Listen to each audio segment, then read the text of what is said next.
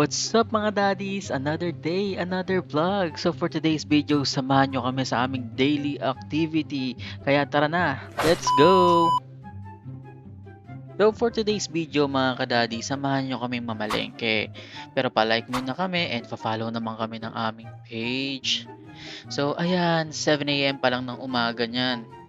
Kita niyo naman wala pang ganong tao sa labas. Pero ito may mga kasabay kami na papasok sa school. Nakakatuwa naman, sana all school lang ang problema. Pero don't worry, tuloy lang ang buhay. At ito na nga, pupunta na kami ng palengke. At bago ang lahat, syempre, ito muna ang itsura namin. Yan, di halatang gutom. Ito nga pala itsura ng playground for today.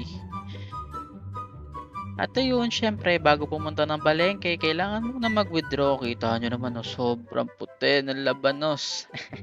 Joke lang. So, ayan, dito nga kami sa mga isda kasi isda ang gusto ng aming anak kasi masama ang kanyang pakiramdam. At ayan na si Mami. Siyempre, tumitingin-tinginan ng sariwa. Pero bago ang lahat, gagamitin niya na muna ang mahiwaga niyang technique. At yan ang pagtingin dun sa loob ng isda. So, after namin bumili ng isda, bibili na kami ng gulay. At dito kami sa likod bibili syempre. Pagtapos namin bumili ng gulay, dito naman kami sa bibilhan namin ng tinapay. Siyempre, saan pa ba? Dito sa Genesis Pandesal. Oh, kita nyo naman, medyo may pila na. At ayun, nag-aabang na nga ako ng medyo tostado kasi ayoko nung mahilaw-hilaw pa eh. At ayan, turn ko na. Siyempre, bibili na ako.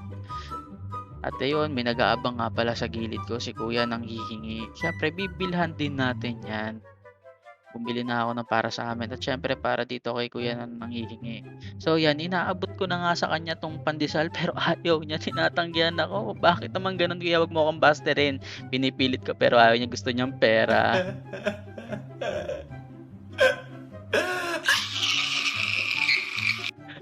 At ayun, hindi ako nanalo kay kuya. Ayaw niya talaga nung tinapay. At to, pinagtatawanan na nga ako ng misis ko dahil hindi nga tinanggap yung tinapay. Kaya binigyan ko na lang siya kahit paano ng 10 pesos kasi yun na lang yung natitirang barya ko. At ito na nga, nandito na kami sa bahay. Ayan, namili kami ng isda at saka baboy. Nabot din ng 500 plus yan. Grabe, ang mahal ng bilihin ngayon. At ito na nga yung gulay. 300 din kami dyan. Ewan ko ba. So, ito na nga pala ang aming baby gising na at masama pa rin ang kanyang pakiramdam. Dahilan yan kasi lumalabas na yung ngipin niya dun sa may gilagid niya. Ayan, mainit-init pa nga siya. Oh. Pero mabuti na lang kumakain at makulit pa rin. Ayan. Nilalaro pa nga kanyang mami. Kasi ito ang tuwa, naglibang kanyang mami para sa kanya. Ayan, hindi siya makapaniwala kasi every time nagigising siya, wala sa tabi niya si Mommy kasi pumunta na ng office. At ito, hinaharot niya lang yan.